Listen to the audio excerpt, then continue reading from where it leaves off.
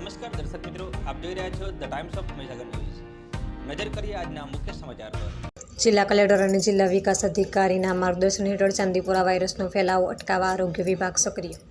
મહીસાગર જિલ્લાના લુણાવાડા તાલુકાના મુરઈ ગામમાં એક બાળકની તબિયત ખરાબ થતાં તેના પિતાએ બાળકની હોસ્પિટલમાં બતાવવા લઈ જતા હોસ્પિટલ દ્વારા શંકાસ્પદ ચાંદીપુરા વાયરસના લક્ષણો દેખાતા તેમણે બાળકને જનરલ હોસ્પિટલમાં દાખલ કરવા જણાવ્યું હતું, પણ બાળકના પિતાએ બાળકને હોસ્પિટલમાં દાખલ કરાવ્યા વગર બાળકને ઘરે લઈ ગયા હતા। ત્યારબાદ પ્રાથમિક આરોગ્ય કેન્દ્રના અધિકારીને જાણ તથા તેમનો સ્ટાફ બાળકના પિતાને ઘરે ગયેલ અને ઘરનાને ઘણું સમજાવીને રોગની ગંભીરતાની સમજ આપી, તેમ છતાં તેઓ માન્યા નહીં અને ત્યારબાદ બાળકને તાંત્રિક પાસે વિધિ કરાવવા લઈ ગયા અને તેમણે જણાવ્યું કે બાળકને હોસ્પિટલ લઈ જવાની જરૂર નથી।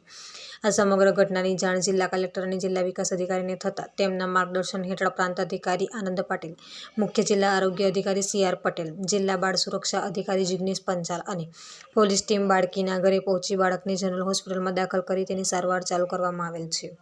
વિસ્તારના પડેપણના સમાચાર જોવા માટે અમારી channel the Times of Mahisagar ન્યૂઝને લાઇક, શેર અને સબસ્ક્રાઇબ કરો। વિસ્તારના પડેપણના સમાચાર જોવા માટે અમારી channel the Times of Mahisagar ન્યૂઝને લાઇક, શેર અને સબસ્ક્રાઇબ કરો।